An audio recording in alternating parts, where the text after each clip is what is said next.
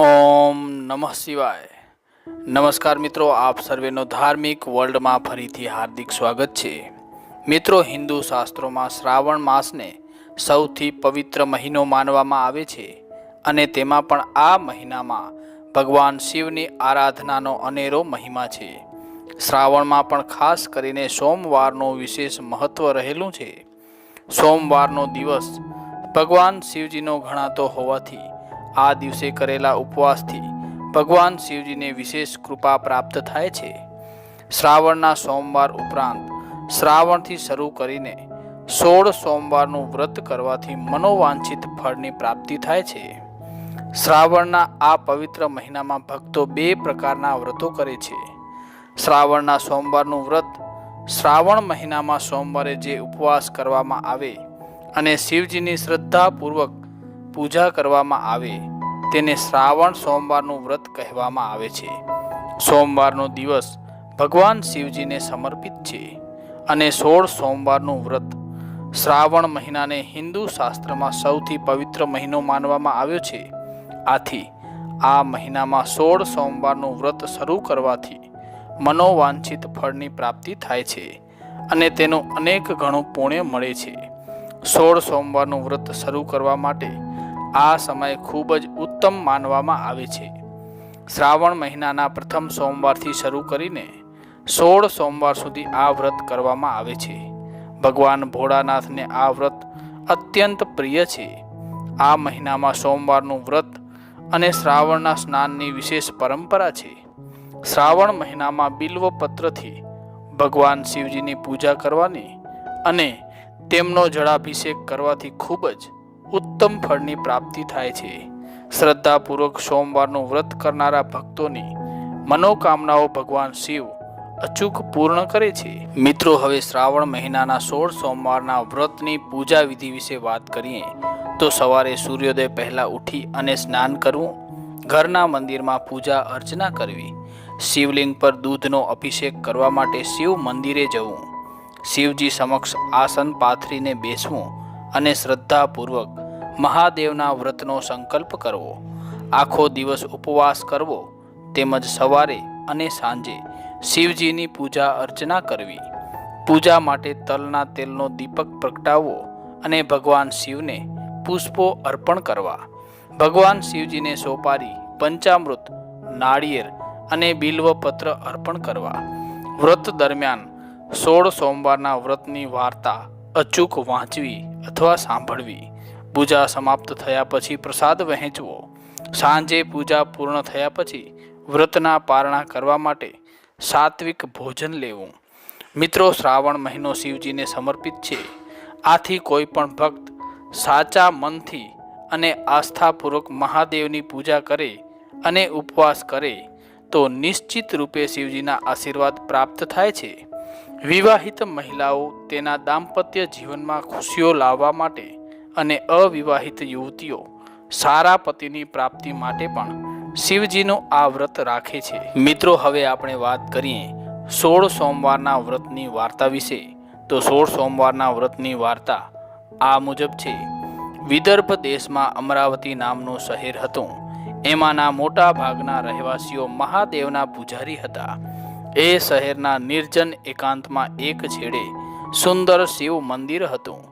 શિવ મંદિરમાં ઈશ્વર અને પાર્વતીજી સોગઠા બાજી રમી રહ્યા હતા। ક્યારેક પાર્વતીજી હારે અને ક્યારેક શિવજી હારે, પરંતુ આ હાર જીતનો ન્યાય કોની પાસે કરાવો? એવામાં એક બ્રાહ્મણ ત્યાં આવી ચડ્યો। બાજીની રમઝટ ચાલી રહી હતી। બાજી પૂરી થતાં તપોધન બ્રાહ્મણને પાર્વતીજીએ પૂછ્યું, કહો વિપ્રદેવ, કોણ જીત્યું? વિપ્રદેવ બોલ્યા, ભગવાન શિવજી જીત્યા। ત્યાર પછીનીએ 4 બાજીઓમાં ભગવાન શિવજી જીત્યા એમ વિપ્રદેવે કહ્યું। ત્યારે ક્રોધિત થયેલા પાર્વતીજીએ બ્રાહ્મણને શાપ આપ્યો, વિપ્ર, તે ખોટો ન્યાય કર્યો છે। તારા જૂઠાણાના બદલા રૂપ તને શરીરે કોઢ નીકળશે। પાર્વતીજીના શાપથી વિપ્ર કોઢિયો થયો અને ભગવાન શંકરને કાકલુદી કરવા લાગ્યો કે મને આ દુઃખમાંથી મુક્ત કરો। પણ દેવીનો દીધેલો આ શાપ ભગવાન સી રીતે મિથ્યા કરે? આ પછી કલ્પાંત કરતો બ્રાહ્મણ ત્યાંથી ચાલી નીકળી થોડે દૂર ગયો. ત્યાં તો તેને એક રાતી ગાય મળી. ગાયે પૂછ્યું, હે વિપ્રદેવ, આમ કલ્પાંત કરતા આપ ક્યાં ચાલ્યા? કોઢિયા વિપ્રે પાર્વતીજી આપેલા શાપની આખી વાત કરી અને ગાયને જણાવ્યું કે હું મારા આ પાપને નિવારવા જઈ રહ્યો છું. ગાયે પણ વિપ્ર આગળ પોતાની આપવીતી રજૂ કરતા કહ્યું કે હું એ દુઃખી છું. મારા આંચણ ફાટું ફાટું થઈ ગયા છે. મને કોઈ દોહતું નથી કે વાછરડાએ ધાવતા નથી. આથી મારા પાપનું નિવારણ સી રીતે થઈ શકે તે પૂછજો. ગાયની સાથે વાત કરીને બ્રાહ્મણ આગળ ચાલ્યો. ત્યાં બદામી રંગનો ઘોડો મળ્યો. બ્રાહ્મણે ઘોડાની પીઠ થાબડી ઘોડો બોલ્યો, હે બ્રાહ્મણ દેવ, હું અત્યંત સૌંદર્યવાન છું, છતાં મારા પર કોઈ સવારી કરવાની વાત જ નથી કરતો. તો આમ શા માટે? તેનું કારણ તથા નિવારણ પૂછતા આવજો. થાકીને લોથપોથ થયેલો બ્રાહ્મણ એક ઘટાદાર આમ્ર વૃક્ષ હેઠળ થાક ખાવા બેઠો. આંબાએ કહ્યું કે મારા પર મજાની કેરીઓ લાગેલી છે, કોઈ ખાતું નથી, અને જે ખાય છે તે મરી જાય છે, તો મારા પાપનું નિવારણ પૂછી જોજો. આગળ ચાલતા વિપ્રની નજરે એક સુંદર જળાશય પડ્યો. વિપ્ર તે જળાશયમાં પાણી પીવા માટે ઉતર્યો. આ વેળા પાણીની સપાટી પર એક મગર આવ્યો અને કહેવા લાગ્યો, હે વિપ્રદેવ, હું પાણીમાં રહું છું, છતાં મારા સમગ્ર દેહ પર અસહ્ય વેદના અને બળતરા થઈ રહી છે. આથી બળતરા કેમ નિવારી શકાય તે અંગે પૂછતા આવજો. દાહથી ત્રાહિમામ પોકારી ઉઠેલા મગરને વિપ્રદેવે આશ્વાસન આપ્યું. ત્યારબાદ તે બ્રાહ્મણ ગાઢ જંગલમાં પ્રવેશ્યો. અહીં અઘોર અરણ્યમાં આ બ્રાહ્મણે ભગવાન શંકરને પ્રસન્ન કરવા તપ આદર્યું. નિષ્ઠાથી તપ કરતા વિપ્રદેવ પર મહાદેવજી અત્યંત પ્રસન્ન થયા અને બોલ્યા, હે વિપ્ર, તે મારી નિષ્ઠાથી આરાધના કરી છે, તારી શી ઈચ્છા છે? ત્યારે બ્રાહ્મણ બોલ્યો, ભગવાન, મારા પરના શાપથી મુક્ત કરો ને મારો કોઢ નિવારી દો. વિપ્રની વિનંતી સાંભળી કોઢ નિવારણનો ઉપાય બતાવતા મહાદેવજી બોલ્યા, હે વિપ્ર, તું 16 સોમવારનું વ્રત કરીશ તો તારો કોઢ નિવારી શકીશ. મહાદેવજીએ બતાવેલો કોઢ નિવારણનો માર્ગ યોગ્ય લાગ્યો. વિપ્રે મહાદેવજીને પૂછ્યું, હે ભગવાન, વ્રત કરવામાં મને વાંધો નથી, હું તૈયાર જ છું, પરંતુ આ વ્રત કેવી રીતે કરવું જોઈએ તેની મને આપ સમજ આપો. વ્રતની સમજ આપતા મહાદેવજી બોલ્યા, હે વિપ્ર, આ 16 સોમવારના વ્રતનો પ્રારંભ શ્રાવણ માસના પ્રથમ સોમવારથી કરવો જોઈએ. પ્રથમ સોમવારે વહેલા ઉઠી સ્નાનાદિ વિધિ પૂર્ણ કરી 4 દોરા એકત્રિત કરી તે દોરામાં થોડે થોડે અંતરે 4 ગાંઠો વાળવી. આ દોરો ત્યારબાદ ગળામાં પહેરી લેવો. પછી મહાદેવજીના દર્શન કરવા વ્રતધારીએ દરેક સોમવારે એકટાણું કરવું. આ રીતે વ્રત કરતા કરતા કારતક માસમાં 16મો સોમવાર આવશે. આ દિવસે 4.5 શેર ઘઉંના લોટના લાડવા બનાવવા અને તેમાં 1.25 શેર ઘી 1.25 શેર ગોળ નાખીને લાડુ બનાવી જેટલા લાડુ બન્યા હોય તેમાંથી એક ભાગ મહાદેવજીના પૂજારીને, બીજો ભાગ રમતા બાળકને, ત્રીજો ભાગ ગાયોના ઘોવાળને અને ચોથો ભાગ વધે તે ભૂકો કરીને કીડિયારામાં પૂરવો. આ પછી પણ લાડુ વધે તો જમીનમાં દાટી દેવા. આ રીતે વ્રતની ઉજવણી કરવી. આ 16 સોમવારનું વ્રત સાચી શ્રદ્ધા રાખી વ્રત કરનાર વ્યક્તિ રોગ મુક્ત બની જાય છે અને તેની કાયા કંચન વર્ણી થઈ જાય છે. મહાદેવજીના ચરણોમાં નમન કરતા કોઢિયા વિપ્રએ ગાયની વાત કરી અને તેના પાપનું નિવારણ સી રીતે થઈ શકે તેની પૂછા કરી. મહાદેવજી બોલ્યા, ગયા ભવે તે ગાય સ્ત્રી હતી. ક્રોધમાં તે સ્ત્રીએ ધાવતા બાળકોને તરછોડ્યા હતા. એ પાપનું નિવારણ થઈ શકે તેમ છે. તું એના આંચણમાંથી દૂધ કાઢી મારો અભિષેક કરજે, એટલે તેની બધી તકલીફ દૂર થઈ જશે. ઘોડાના દુઃખનું નિવારણ પૂછતા મહાદેવજીએ કહ્યું, પૂર્વ જન્મમાં આ ઘોડો વણિક હતો અને તે ધંધામાં ખોટા કાટલા રાખીને પ્રજાને છેતરતો હતો અને પ્રજાને ઉધાર ધીરધાર કરી પ્રજા પાસેથી બેવડા નાણાં લેતો હતો. આનું નિવારણ એ કે તું જઈને એ ઘોડા પર સવારી કરે તો તેનું બધું દુઃખ દૂર થઈ જશે. આંબાનું નિવારણ પૂછતા મહાદેવજી બોલ્યા, આગલા ભાવમાં તે લોભિયો હતો. એની પાસે અઢળક લક્ષ્મી હતી, પરંતુ એ લક્ષ્મી પૈકી કાંઈ વાપરવામાં સમજ્યો જ નહીં. આંબા નીચે ધનના ચરુઓ દાટેલા છે, એ તું કાઢી લેજે અને તે બધું ધન સત્કાર્યમાં વાપરજે. આમ કરીશ તો આંબાનું કષ્ટ નિવારી શકાશે. મગરના પાપનું નિવારણ જણાવતા મહાદેવે કહ્યું, ગયા ભવે તે બ્રાહ્મણ હતો. આ બ્રાહ્મણ ખૂબ વિદ્વાન થયો, ઘણું જ શાસ્ત્ર જ્ઞાન મેળવ્યું, પરંતુ તે વિદ્યા કે જ્ઞાન કોઈને શીખવતો નહીં. આથી આ ભવે તે મગરના રૂપમાં રીબાઈ રહ્યો છે. પરંતુ મારા પર ચડેલું બીલીપત્ર લઈને એની આંખે તું અટકાડીશ તો તેની સર્વે બળતરા દૂર થઈ જશે. બધાએ પાપોના નિવારણની વિગતો મેળવીને મહાદેવજીને પ્રણામ કરીને કોઢિયો બ્રાહ્મણ પાછો ફરતો હતો ત્યાં રસ્તામાં પેલું તળાવ આવ્યું, જેમાં મગર આ બ્રાહ્મણની વાટ જોઈ રહ્યો હતો. તુરત જ મગરને જોતા જ બ્રાહ્મણે પોતાની થેલીમાંથી બીલીપત્ર કાઢ્યું, મગરની આંખે અડકાડ્યું. બીલીપત્ર અડકાડતા જ મગરના શરીરમાં ઠંડકનો સંચાર થયો. એટલું જ નહીં, પરંતુ તેનો મોક્ષ થયો. ત્યાંથી આગળ ચાલતા તે આમ્રવૃક્ષ પાસે આવ્યો. આમ્રવૃક્ષ નીચે દટાયેલા પડેલા ચરુ એ બ્રાહ્મણે જમીનમાંથી બહાર કાઢ્યા. તે બ્રાહ્મણે આ ચરુમાંનું સઘળું ધન સદમાર્ગે વાપરવાનો સંકલ્પ કર્યો. ત્યારબાદ પેલી આમ્રવૃક્ષની એક કેરી તોડીને ખાધી તો તેને અમૃતના ઓડકાર આવવા લાગ્યા. બ્રાહ્મણ આગળ ચાલ્યો. આગળ જતા બ્રાહ્મણને ઘોડો મળ્યો. બ્રાહ્મણે ઘોડા પર સવારી કરી અને કહ્યું કે હવે તારા ભાગ્યનું નિવારણ થઈ ચૂક્યું છે. આથી હવે તારી જે ઈચ્છા હશે તે પૂરી થશે. બ્રાહ્મણ થોડેક દૂર ગયો, ત્યાં તેને ગાય મળી. આ ગાયના દૂધને આંચળમાંથી કાઢી તે દૂધ વડે અભિષેક કર્યો. તુરત જ ગાયનું દુઃખ દૂર થયું અને દૂર દૂર રમતા વાછરડા દોડી આવ્યા, તેમજ ગાયને ધાવવા લાગ્યા. શ્રાવણ માસ બેઠો અને બ્રાહ્મણે 16 સોમવારના વ્રતનો આરંભ કર્યો. બ્રાહ્મણે કારતક માસમાં વ્રતનું ઉજવણું કરીને વ્રતની પૂર્ણાહુતિ કરવાનો સંકલ્પ કર્યો. શ્રદ્ધા અને સંકલ્પ શું કરી શકે છે તેની બ્રાહ્મણને પ્રતીતિ થઈ. વ્રતના પ્રભાવથી બ્રાહ્મણની કાંતિ ફરી ગઈ. તે રાજકુમાર જેવો બની ગયો. પાર્વતીજીના શાપથી મુક્ત બનેલા બ્રાહ્મણની આંખમાં આનંદ છવાઈ ગયો. ચાલતો ચાલતો તે ગામના ગોંદરે આવી પહોંચ્યો. ગામના ગોંદરે એક વિશાળ મંડપ દેખાયો.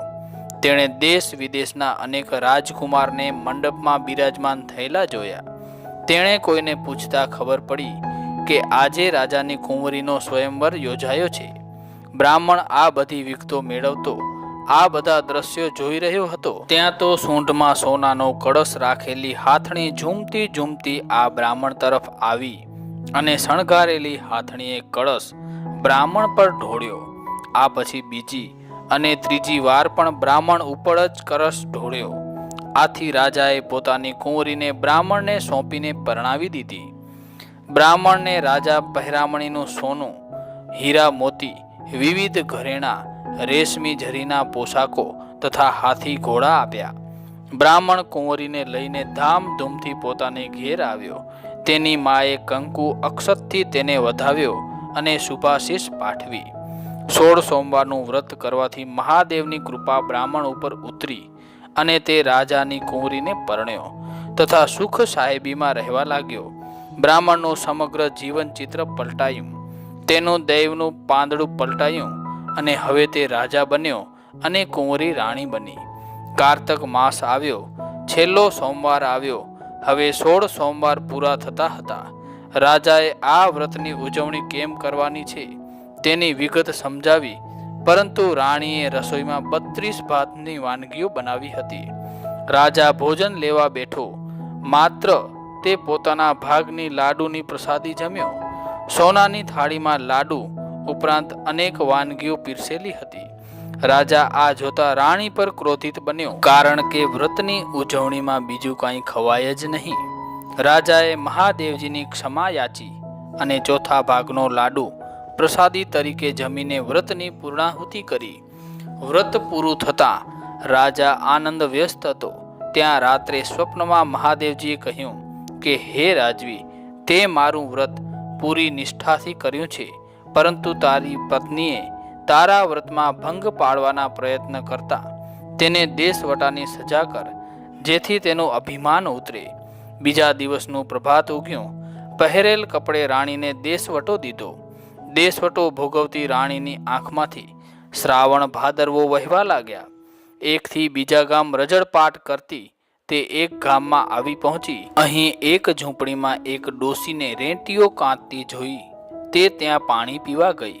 ડોશીએ પાણી પાયું, પરંતુ રાણીના પગલાથી સૂતર ઓછું કંતાતું, તાર તૂટતા હતા. આથી ડોશીએ તેને અપશુકન્યાળ ગણી અને કાઢી મૂકી. રાણી એક ઘેરથી બીજે ઘેર આશ્રય મેળવવા રઝળતી રહી. ત્યાં એક ઘાંચણે તેને આશરો આપ્યો. ઘાંચણને ઘાણીમાં તેલ ઓછું ઉતરવા લાગ્યું. આથી ઘાંચણે પણ રાણીને કાઢી મૂકી. થોડે દૂર રાણીને એક કૂવો જોયો. ત્યાં જઈ રાણીએ પનિહારી પાસે પાણી પીવા માટે માંગ્યું. પનિહારીએ પાણી પીવા ઘડો ઊંચક્યો ત્યાં તો તે ભાંગી પડ્યો.